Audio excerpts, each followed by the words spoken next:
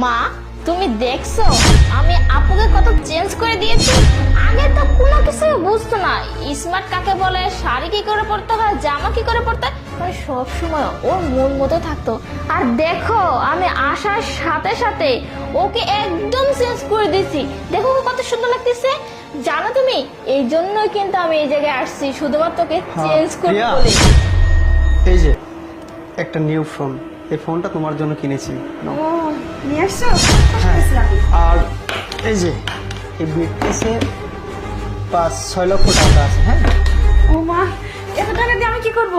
এই টাকাগুলো দিয়ে আম্মা আছে, শান্তা আছে, তুমি আছো, তোমাদের যা ইচ্ছে শপিং করে নিও, ঠিক আছে?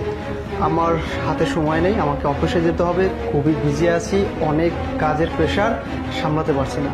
ঠিক আছে, তাহলে তোমরা শপিং করে নিও, ঠিক আছে? আচ্ছা আচ্ছা, ঠিক আছে। ঠিক আছে, বাই।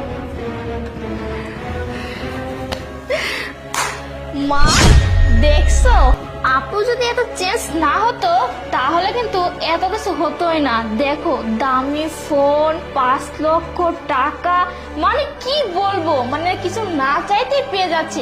আর আপু যদি কিছু চায় সেটা মানে বলার সাথে সাথে পেয়ে যাবে, মানে কি বলবো। আরে মা, সেজন্যই তো আমি তোকে এখানে পাঠিয়েছি, যেন তুই আমার মেয়ে প্রিয়াকে চেঞ্জ করতে পারিস। হ্যাঁ রে শান্তা, আমি না তোর কাছে সত্যি চিরকৃতজ্ঞ। তুই না থাকলে না আমি নিজেকে এতটা চেঞ্জ করতেই পারতাম না। তুই তো আমার পুরো জীবনটাই পাল্টে দিছিস।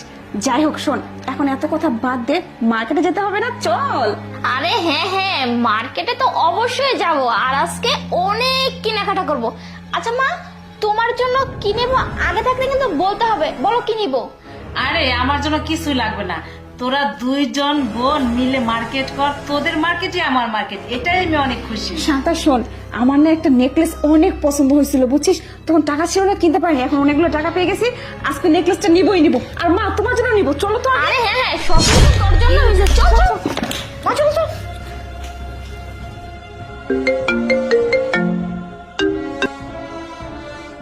হ্যালো, ঠিক আছে ঠিক আছে, আমি এখন আসতেছি। ওকে, ঠিক আছে, বাই। কি ব্যাপার স্যার, আপনি তো মাত্রই আসলেন, আবার এখনই চলে যাচ্ছেন? আসলে লিমা, আমার হাতে সময় নেই, আর কাজের খুব চাপ, আর তারপরে বিভিন্ন ক্লায়েন্ট আসতেছে, ওদের সাথে মিটিং করতে হবে, তো এর জন্য সময় দিতে পারতেছি না। তুমি অফিস দেখো, আমি ওইদিকে সামনে, ঠিক আছে? ওকে স্যার, ঠিক আছে। ঠিক আছে। আরে দাঁড়াও, হ্যাঁ, কিছু বলবে? আজকে মানে 6টা মাস ধরে আমি খেয়াল করতেছি যে তুমি